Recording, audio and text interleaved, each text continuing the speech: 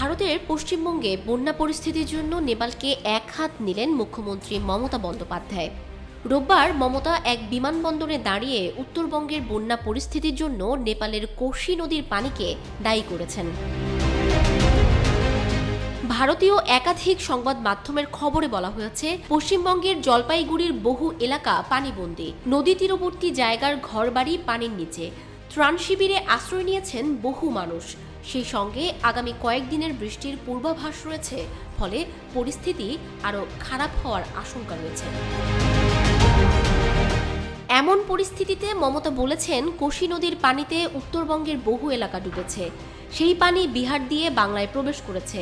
আর অন্যদিকে সংকোশ নদীর পানি বৃদ্ধিতে মালদহে বন্যা হয়েছে। পশ্চিমবঙ্গের মুখ্যমন্ত্রী আরও বলেছেন, কোশি নদীর পানিতে বিহারেও এবার বন্যা পরিস্থিতি। 5 লাখ কিউসেক পানি ছাড়া হয়েছে।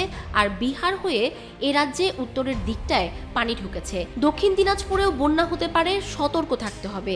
নেপালের পানিতে বাংলা বিহার ভাসছে। আর ফারাক্কায় তো ড্রেজিংই হয় না।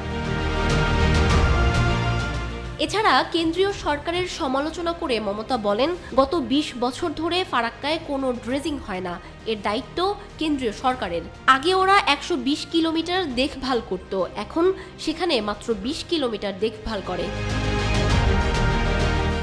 অন্যদিকে তুমুল বৃষ্টির কারণে সৃষ্ট বন্যা ও ভূমিধসে বিপর্যস্ত নেপাল। হিন্দুস্তান টাইমসের প্রতিবেদনে বলা হয়েছে, দেশটিতে বন্যা ভূমিধসে এখন পর্যন্ত 112 জনের প্রাণহানি ঘটেছে, নিখোঁজ রয়েছে 64 জন। খবরে আরও বলা হয়, গত শুক্রবার থেকে নেপালে ভারী বৃষ্টি হচ্ছে। এতে করে দেশটির নিম্নাঞ্চল প্লাবিত হয় এবং বিভিন্ন নদীর পানির উচ্চতা বেড়ে যায়। বন্যা এবং ভূমিধসের কারণে দেশটির অনেক রাস্তা পানিতে ডুবে গেছে এবং বন্ধ হয়েছে।